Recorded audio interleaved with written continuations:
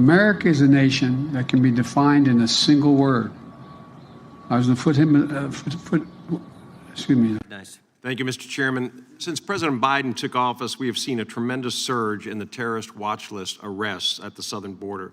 There were 2 terrorist watch list arrests in fiscal year 2017, 6 in 2018, 0 in 2019, 3 in 2020. In 2021, President Biden's first year in office, terror watch list arrests surged to 15. In 2022, there were 98 terrorists arrested at the southern border. In this fiscal year so far, there have been 38 arrests.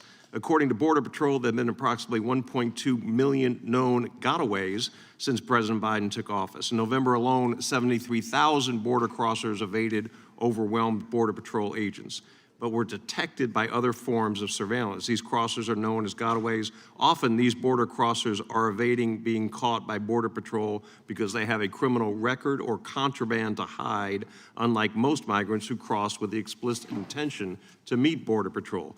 But today I want to ask about other sinister news in the immigration space. I have a copy here of an email circulated last Thursday, January 26th, at Mount Pleasant High School in Rhode Island. Its assistant principal, Stephanie Harvey, someone with a doctorate in education, is fundraising among its faculty and staff to pay a debt to a cartel that trafficked a student.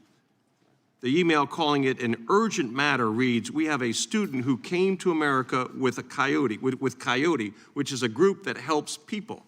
This group gives you a time frame to make a payment of $5,000 to those who bring them into the States. Our student needs our urgent support to raise another $2,000 to meet his goal of $5,000 by February 1st, 2023. Sheriff, is this helpful? I'm sorry, sir? Is this helpful to have faculty raising money to pay a Mexican cartel to bring someone into the country? Congressman, no. Okay. The ranking member said that many of President Trump's policies have been continued. Is the fence continuing to be built on the southern border? No.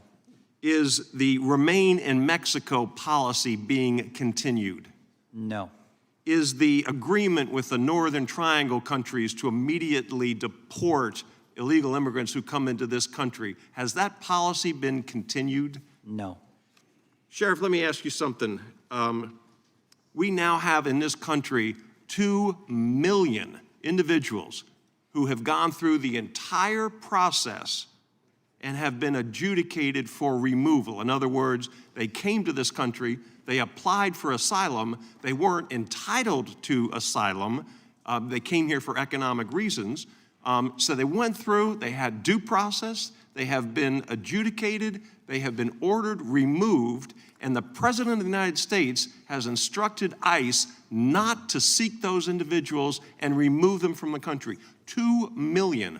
What's the impact of an order like that in terms of welcoming people who are coming to this country for all the wrong reasons?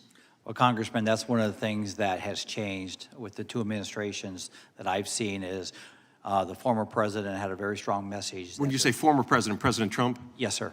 That if you come to the country, you break our laws, there's consequences. Under the current one, that's not being, the rule of law is not being fulfilled. Okay, and I guess just to further that a little bit, the impact on individuals that are considering coming to this country, when they know if they come to this country, there's going to be a consequence, a negative consequence for them, or, and I'm not even talking about a welcome mat. We welcome immigrants to this country. We welcome people who want to go through the process the right way, who want legal immigration.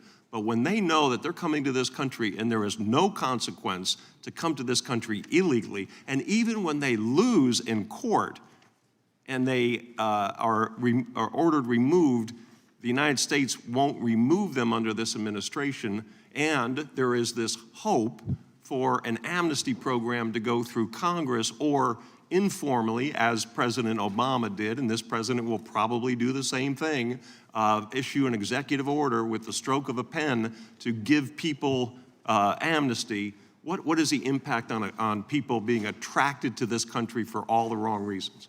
Well, Congressman, there's a couple. Number one is they keep coming, and we're seeing that on the border. Number two, it's a fracture of our rule of law, the oath that I take, you all take, and share it. And last but not least is it's an insult to all law enforcement, state, local, and federal, trying to do our best to secure this border. Thank you. I yield back. Thank the gentleman for yielding. Sorry,